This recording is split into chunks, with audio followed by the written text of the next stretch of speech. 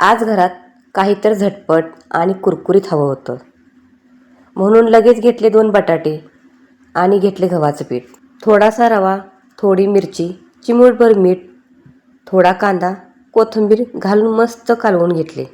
तुम्हाला वाटलं असेल की मी पराठा बनवते. नाही, मी पराठा नाही, वेगळंच काहीतरी बनवलं आहे. काय बनवलं बरं?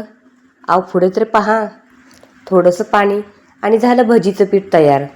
गरमागरम तेलामध्ये एक एक करून सोडलं. आहा हा, कुरकुरीत, खमंग आणि अगदी पावसात खायला हवं तसंच. एकटेच होते, पण सगळी प्लेट संपली. एवढी मस्त झाली भजी. भजीची रेसिपी पाहायची असेल तर आपल्या चॅनेलवर जाऊन पूर्ण रेसिपी पहा. त्यात मी भरपूर टिप्स सांगितले आहेत. भजी कशी बनवायची व भजी बनवताना कुठली चुकी करायची नाही तेही सांगितले आहेत.